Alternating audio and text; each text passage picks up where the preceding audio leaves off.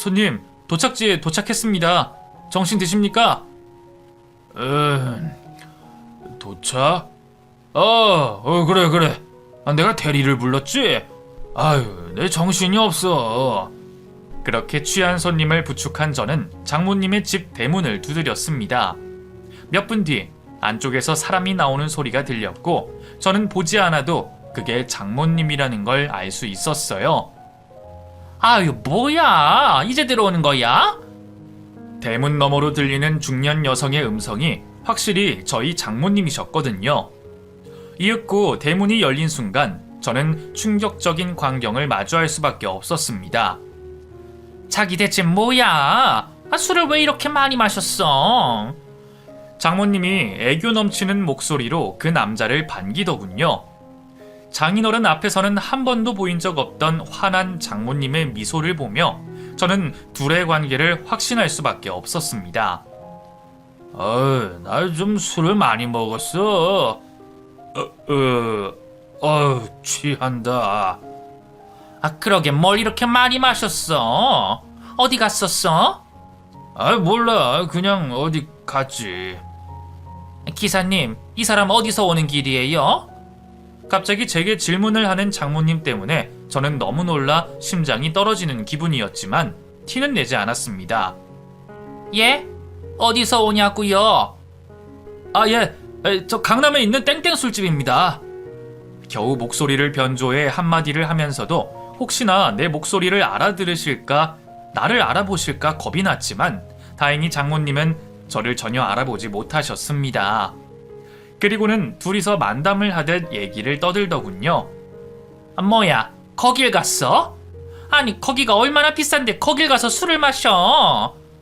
나 기분 좋아서 좀 마셨지. 어차피 곧 큰 돈 들어올 텐데 그 정도가 대수야? 당신 남편 죽으면 돈 들어올 거라며. 그 재산이랑 보험금만 몇 억인데 이 정도 술값이 대수야? 그래, 다음에는 당신이랑 같이 가자. 순간 저는 머리를 한 대 얻어맞은 듯 충격을 받을 수밖에 없었습니다. 장모님 남편이라면 저희 장인어른이실 텐데 그럼 이 남자가 말하는 남편의 재산과 보험금이 저희 장인어른의 돈일 테니 말입니다. 무슨 로또라도 돼서 분에 넘치는 사치를 하고 다니는가 했더니 이 사람이 믿을 구석이 있긴 했던 모양입니다. 장모님과 이 남자의 관계를 의심하면서도 이 남자를 보며 장모님께 얹혀 사는 기둥서방 같은 게 아닐까 생각은 했었는데 정말로 이 둘의 관계를 보니 제 예상이 한치도 틀리지 않았구나 하는 생각을 할 수밖에 없었죠. 하지만 장인어른에 대한 이야기가 나올 줄은 상상도 하지 못했습니다. 별거하신 지 오래되셨으니 애인이 있을 수는 있다 생각했었지만 설마 아프신 장인어른을 두고 이러실 줄은 몰랐네요. 바빠서 간병도 못 도와주신다던 분이 애인과 이런 시간을 즐기고 있을 줄은 몰랐기에 저는 장모님의 이중생활에 큰 충격을 받을 수밖에 없었죠. 하지만 더 놀라운 일은 장인어른의 이야기였습니다. 장인어른이 돌아가시면 유산이야 조금 있겠지만 보험금이라니 그건 또 무슨 이야기인가 싶었죠. 저희가 알기론 장인어른 앞으로 사망보험은 없는 걸로 알고 있었거든요. 모든 것이 혼란스러웠던 저는 서둘러 그 자리를 피할 수밖에 없었습니다. 아니나 다를까 장모님이 혹시나 싶었는지 제 앞에서 그 남자의 입단속을 시키는 걸 보니 그 얘기를 듣고 있던 게 저라는 게 밝혀지면 장모님이 가만히 있지 않을 것 같다는 생각이 들었죠. 그래서 저는 정체를 들키기 전에 서둘러 자리를 뜨는 수밖에 없었습니다. 그럼 저는 가보겠습니다. 감사합니다.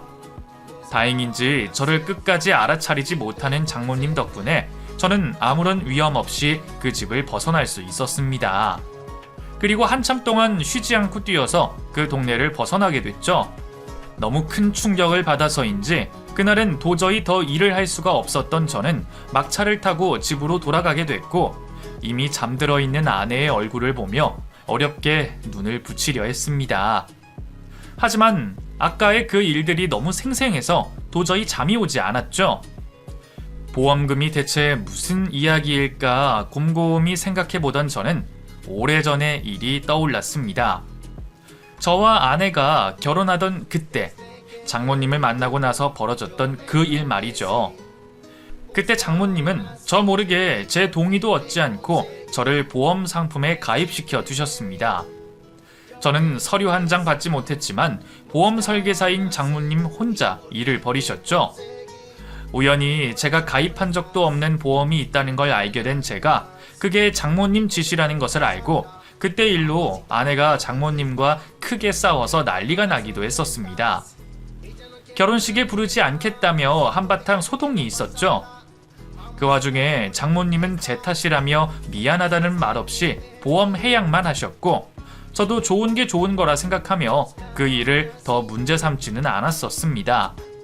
그런데 그 생각을 하자 저는 장인 어른에게도 당사자가 모르는 보험이 있을지 모른다는 생각을 할 수밖에 없었어요. 그 생각을 하니 장모님의 모든 행동들이 다 의심스러워지더군요. 굳이 제게 부탁하시면서까지 가족들과 다시 가까워지고 싶다고 하셨던 것도 이상했죠.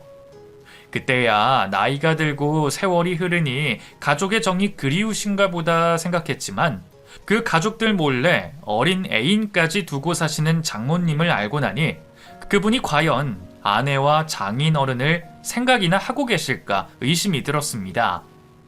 그날 밤새도록 저는 그 고민에 잠을 이루지 못했습니다.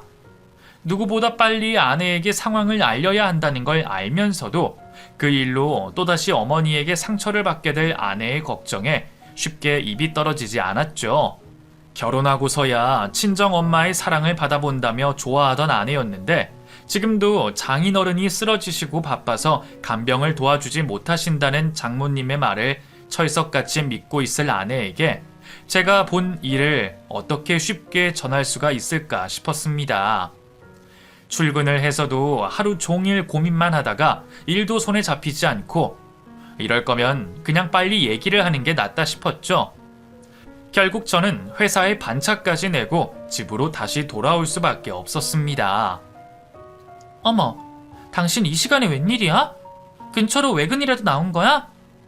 아니야, 나 오늘 반차 썼어. 반차? 반차는 왜? 어디 아픈 거야?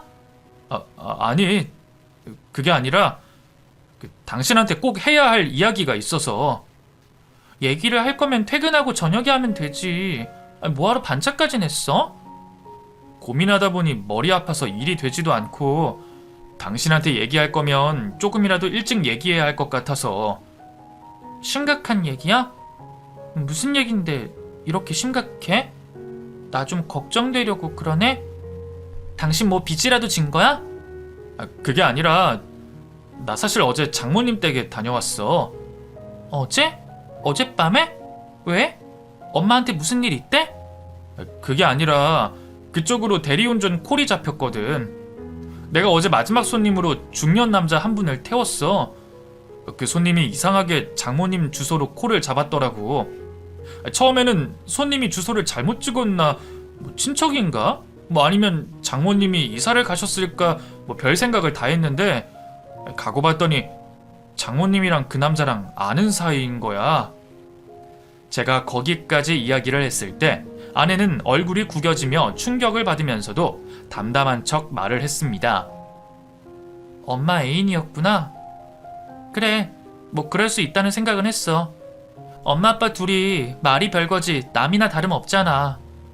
아내 역시 저처럼 장모님이 호적상 남편을 두고 바람을 폈을지 모른다는 생각을 해보기는 했던 모양입니다. 그래도 재결합할 것처럼 굴길래 이제는 뭔가 좀 달라졌나 했더니 결국 그랬구나. 하긴 바쁘다는 핑계로 아픈 아빠 한번 찾아오지 않는 걸 보면서 나도 이상하다 싶기는 했어. 언제는 아빠랑 다시 잘해보고 싶다고 그러더니 아빠 아프니까 갑자기 다시 멀어졌잖아.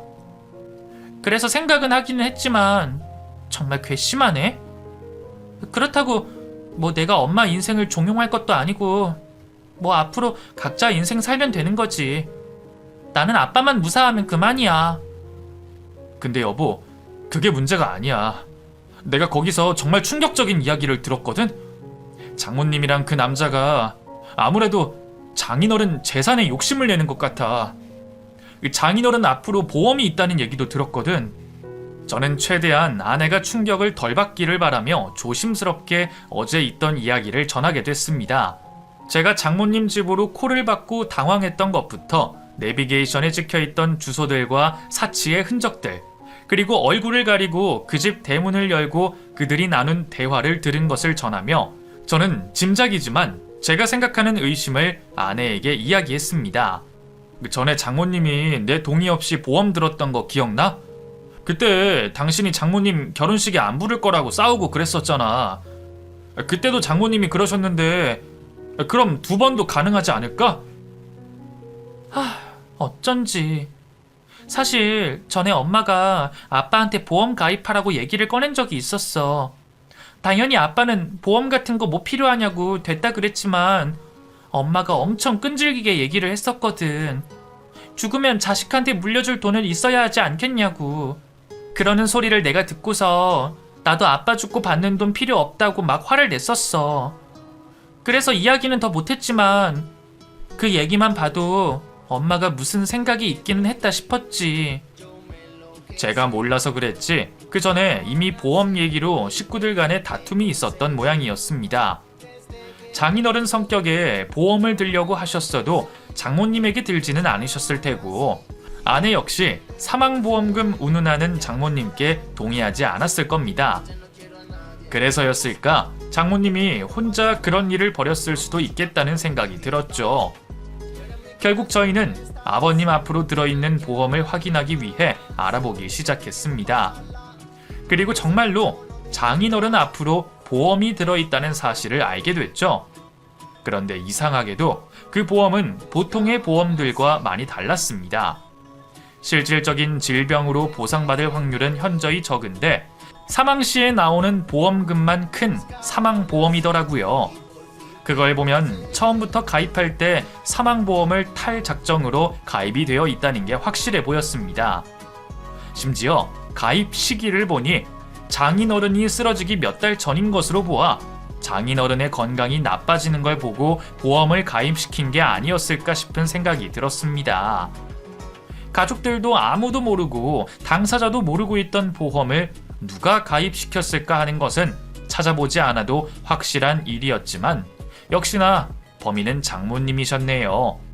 그리고 그 보험의 수혜자 역시 장모님이셨습니다. 그 사실에 저희 부부는 소름이 돋았습니다.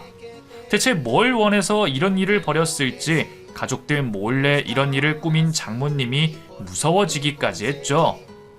뒤늦게 사실을 알게 된 저희는 상황을 해결해 보려 노력했지만 장인어른이 저렇게 누워 계신 상황에서는 할 수 있는 일이 아무것도 없었습니다. 죄다 본인이 직접 하지 않으면 안 된다는 말뿐이라 직계 가족인 딸조차도 할 수 있는 일이 없더라고요. 그렇게 알아다니다 보니 저희들도 더 무서운 일을 알게 됐습니다. 장인어른이 언제 회복하실지도 모르는 이 상황에 지금 당장 보험금만이 문제가 아니라는 것을 말이에요. 엄마 아빠가 아직도 혼인관계잖아. 그럼 아빠 죽고 나면 엄마가 아빠 재산 받게 된대. 심지어 나보다 많이. 뭐? 아니 제대로 된 혼인관계도 아니고 서류상으로만 부부인데 그런 게 어딨어? 법이 그렇대.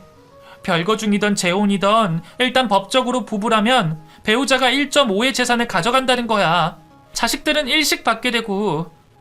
그러니까 아빠가 이러다가 갑자기 돌아가시기라도 하면 나는 엄마한테 아빠 재산 더 많이 내줘야 하는 거야. 거기다가 아빠 앞으로 들어있다는 사망보험까지. 엄마가 들은 거라 아빠 동의 없이 해지도 못 시킨다고 이러는데 이걸 어떡해. 그제서야 저는 혼인관계를 끝까지 유지하려 하셨던 장모의 큰 그림을 깨달을 수밖에 없었습니다. 법적으로 혼인관계인 장모님이 계신 이상 자식인 저희는 장인어른 대신 어떤 것도 할 수가 없었어요. 이대로라면 정말 아내 말대로 장인어른에게 아무 도움이 되지 못한 장모님 혼자 욕심을 챙기게 되는 일이었습니다. 돈도 돈이었지만 그보다는 사람 마음 문제였죠.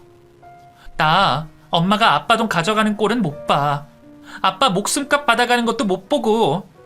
차라리 그 돈 다 버리면 버렸지 그 여자가 아빠 덕에 잘 먹고 잘 사는 일은 절대 못 보겠어. 정말 그런 상황이 벌어진다면 장인어른 역시 죽어서도 편히 눈을 감지 못하시겠구나 싶은 생각에 저희들은 어떻게든 상황을 해결해 보려 노력했습니다. 그러다가 성년후견인 제도라는 게 있다는 걸 알게 됐죠. 부모 자식 간이라도 특정 상황에 놓여 있을 때는 자식이 부모의 후견인이 되어 대리인이 될 수 있다는 거였어요. 그 사실을 알게 된 저희는 그제서야 조금 빛이 보이는 기분이었습니다. 물론 성년 후견인이 되는 일도 쉽지는 않았지만 지푸라기라도 잡아야 할 수밖에 없었기에 저희들은 마지막까지 어떤 노력도 할 준비가 되어 있었습니다. 결국 반년이나 걸려 성년 후견인 심사가 끝났고 비로소 아내는 장인어른의 대리인이 될 수 있었습니다. 반년이 짧은 시간이 아니다 보니 하루하루가 급한 저희에게는 너무 긴 기다림이었지만 그렇다고 해서 저희가 그 시간 동안 넋놓고 있었던 것은 아니었습니다. 저희는 그동안 더 큰 계획을 세우고 있었어요. 결국 성년 후견인이 되기로 한 것도 장인어른과 장모님을 이혼시키는 것이 목적이었기에 이혼을 하기 위한 준비를 해야 했죠. 저는 대리운전을 다니며 틈틈이 장모님을 쫓아다녔고 그 사이 장모님이 애인과 동거 중이며 불륜관계라는 증거들을 모아뒀습니다. 이미 같이 살고 있는 것이 확실했기에 크게 힘든 일은 없었지만 그 사이에 혹시라도 장모님에게 덜미가 잡혀 무슨 일이 나지는 않을지 불안함에 떨며 지내야 했었어요. 그래도 무사히 증거를 잡았고 저희는 차근차근 이혼 준비를 시작하게 됐습니다. 어쩌면 장모님이 애인을 만드신 것이 정말 신의 한 수였습니다. 아무리 성년 후견인이 된다 해도 대리인이 이혼 소송을 하기가 쉬운 일은 아닌데 이럴 경우 확실히 이혼 성립이 될 수 있는 요건들이 중요하다고 하더군요. 그 중에서 가장 쉬운 방법이 바로 배우자의 외도였습니다. 장모님의 외도 정황만 확실하면 일은 쉽게 풀릴 수 있기에 저희는 그제서야 조금 불안한 마음을 내려놓을 수 있었죠. 덕분에 지난 반년간 아내와 저는 정말 정신없이 지내야만 했습니다. 아내는 누워 계시는 장인어른 챙기면서 성년 후견인 일로 여기저기 뛰어다녔고 저는 혼자 돈 벌러 다니면서 장모님의 뒤를 캐고 다녔죠. 그 전에도 장인어른 병원비 때문에 대리운전까지 하며 버거운 삶을 살았으니 일이 늘어서 더 바빠진 건 당연한 일이었습니다. 그래도 제 가족 일이니 당연하다 생각했는데 아내는 그게 늘 마음에 걸렸던 모양이었어요. 당신 요즘 일하랴 이런 거 알아보랴 힘들지. 괜히 복잡한 우리 집 일에 끼어들어서 당신까지 힘들게 해서 미안해. 당신이 나 때문에 너무 고생 많은 것 같아. 나 말고 다른 여자 만났으면 걱정 없이 살았을 텐데. 아니, 무슨 그런 소리를 하고 있어. 부부 일심동체 몰라? 그리고 장인어른 일이 왜 남의 일이야. 내 아버지 같은 분이신데. 내가 하고 싶어서 하는 일이니까 당신은 두 번 다시 그런 소리 하지 마. 그래도 저희들은 서로가 있었기에 여느 때처럼 힘든 이 시기를 잘 이겨낼 수 있지 않았나 싶었습니다. 아무리 힘들고 슬퍼도 위로해줄 서로가 있으니까요. 그래서 저는 더더욱 장모님을 이해할 수 없었습니다. 가정을 꾸리고 책임을 지는 일 없이 자기 멋대로 살더니 가장 힘들고 취약할 때 이런 식으로 가족을 이용하려 하다니 말이죠. 애인 만들고 가족 등쳐먹을 생각을 하는 장모님을 떠올리면 저는 장모님이 원망스럽기만 했습니다. 그래서 꼭 법이 저희의 편이었으면 좋겠다고 생각했죠. 결국 모든 준비가 끝이 나고 저희는 곧바로 이혼 소송을 걸게 됐습니다. 아마 장모님은 이혼 소송장이 날라올 거라고는 상상도 하지 못하셨겠죠. 누워 계신 장인어른이 갑자기 벌떡 일어나실 일은 없으니까요. 그렇게 법정에서야 다시 만난 장모님은 저희가 벌인 일을 보며 경악을 금치 못하셨습니다. 네가 어떻게 이럴 수가 있어? 네 아버지도 가만히 있는데 니들이 뭐라고 우리를 이혼시킨다는 거야? 아빠가 멀쩡했으면 엄마 더 큰일 났을 거야. 엄마가 아빠 앞으로 보험 들어놓고 불륜 저지르고 다닌 거 보고 가만히 있었겠어? 불륜이라니? 너 말 조심해라. 인연이 딸년이라고 봐줄랬더니 아주 지 엄마 알기를 우습게 알고 있어. 엄마야말로 나를 딸로 생각한 적이나 있었어? 그동안 엄마가 나한테 어떤 엄마였는지 이제는 너무 잘 알아. 뭐? 낳아준 것만으로 감사하게 생각해야지. 이게 지금 어디서 소리를 질러? 나 지윤이 낳고 몸조리 할 때도 엄마 좋아서 챙겨준 거 아니지? 나 좀 챙겨주고 이 사람한테 돈 받아갔다며. 그런 줄 알았으면 나도 그냥 사람 쓸 걸 그랬어. 그나마 친정 엄마라고 딸 걱정돼서 챙겨준 줄 알았더니 설마 돈 바라고 그랬을 줄은 몰랐네. 그동안 엄마 노릇하고서 대가 치를 만큼 치렀잖아. 낳은 것 가지고 생색낼 거면 그동안 내가 자식 노릇한 것도 다 뱉어내던가. 우리 사이 계산은 이미 다 끝났어. 그러니까 이제 아빠 등 처먹을 생각하지 말고 제발 꺼져줘. 하고 싶은 말을 다 뱉은 아내는 조금은 개운해 보였습니다. 그리고 조금은 슬퍼 보였죠. 누구보다도 친정엄마의 정을 그리워했을 아내였기에 오만정이 떨어진 지금에도 씁쓸한 마음은 어쩔 수 없을 겁니다. 그걸 잘 알고 있던 저는 그저 말없이 아내를 위로할 수밖에 없었네요. 그래도 다행히 법은 저희의 손을 들어줬습니다. 이혼 소송은 다른 변수 없이 잘 끝이 났고 아내는 끝까지 장모님에게 받아낼 것을 받아내겠다며 상간남 소송까지 진행을 했습니다. 상황이 워낙 특수하다 보니 어려울 거라 생각했지만 혼인관계를 유지하며 불륜을 저지르는 건 역시나 잘못이었는지 이번에도 저희가 이겼네요. 저희들에게 제대로 뒤통수를 맞은 장모님은 저희를 가만두지 않겠다고 난리였지만 이번에도 아내는 참지 않았습니다. 아내는 장인어른 앞으로 들어있던 보험을 해지하며 그 과정을 보험사에 전달했습니다. 장모님이 남의 신원정보를 도용해서 불법으로 보험금을 편취하려 했다는 거였죠. 그래서 결국 장모님은 보험사에서 잘리게 됐다고 들었습니다. 그리고 들어있던 보험도 없는 일이 되며 그동안 장인어른 모르게 자동 납입됐던 돈도 전부 돌려받았죠. 솔직히 보험에 관련해서는 저희들도 고민이 많았습니다. 수혜자만 바꾸면 저희가 이득을 볼 수도 있었거든요. 사실 수억이라는 돈이 적은 돈은 아니기에 탐이 날 법도 했지만 장인어른이 직접 들어두신 것도 아니고 장인어른의 목숨과 바꾼 돈을 받고 싶지는 않다는 아내의 말에 저도 동의했습니다. 저희야 누구보다 장인어른이 다시 일어나시기를 바라는 사람들이고 그 돈이야 없어도 열심히 살면 그만이니까요. 그렇게 일은 잘 마무리가 됐고 저희는 여전히 장인어른을 돌보며 지내고 있고 앞으로도 잘 지내려 합니다. 그럼 제 이야기를 들어주신 여러분께 인사드리며 이야기를 마치겠습니다.